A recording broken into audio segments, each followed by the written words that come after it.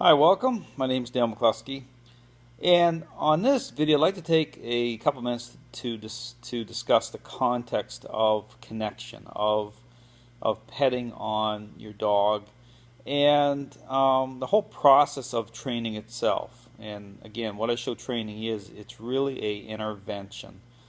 So when you start to think of it as an intervention, what you'll start to see is that in order to move the relationship to where it needs to go, and to bring people into right relationships, so that can actually happen, you really need to change the script. You need to change how people think.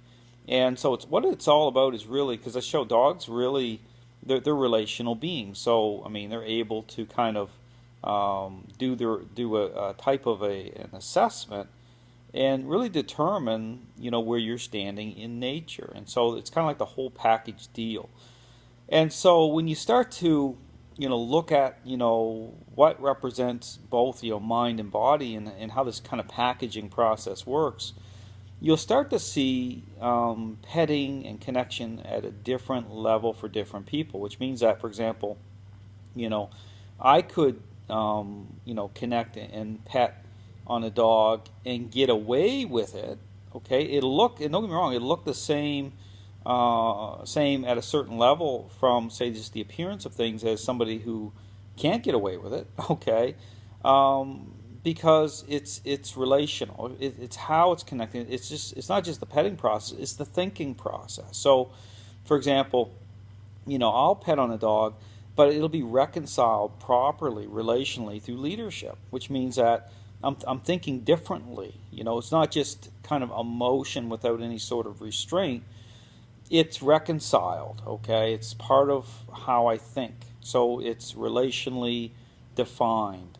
Whereas somebody else who is struggling, okay, to overcome behavior issues with their dogs, it's not relationally defined. It's relationally misaligned, okay, which means that it's emotion based. There's a mirroring process happening there, and so it becomes a projection type of issue. And so the dog packages that up as, it defines as weakness, okay, through nature. It's strength and weakness. So this whole, that's why at the physical level, with when you look at what is seen through, say, response, and at the interaction level, there's a lot of deception there. You cannot, script that as representing relational change moving forward. Always, you can't do that. I mean, that's the problem. That's why people who promote this idea that dogs can learn,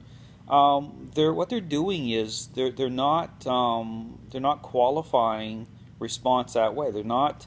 They're just taking it. They're selling it as is. Okay, they're packaging it up that way. So what they're doing is they're relying on people's emotions and their feelings to kind of move beyond the questions of it. Like when things go wrong, when relational change doesn't happen, the blame the blame game begins. The blame gets shifted. Oh, it must be your timing is off, or there's something wrong with the dog. It's got to be that.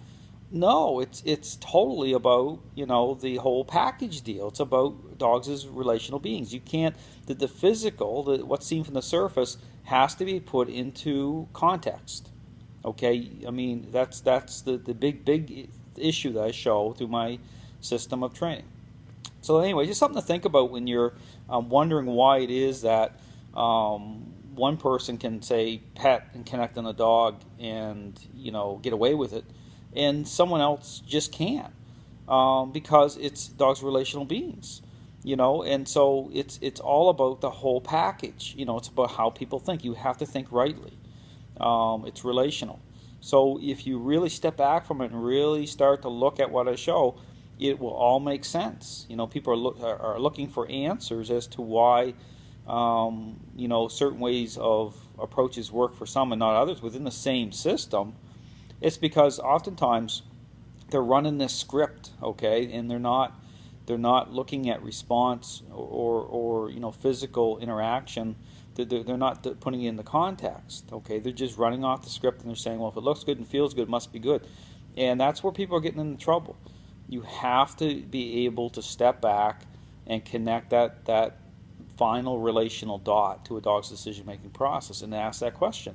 Is relational change actually moving forward or not? Okay, is unwanted behavior diminishing? I mean, that's the end game. All these routines and all these different approaches and ways of doing things, oftentimes just like a hamster in a wheel, and you're just spinning. Okay, you have to be able to step back. So anyway, just something to think about. If you look at training and consider, is that there's more going on than what meets the eye. Okay, dogs are deeper than that. Just like people are deeper than that. You can look at a person, and you can make certain assumptions, but people are deep. I mean, the dogs are deep too. So we're relational beings, just like dogs, and you have to think rightly. You have to be able to. It's all about the relationship. It's relational. I mean, it's very, very. That's the key. So anyway, thanks very much for watching. Hope you have a great day.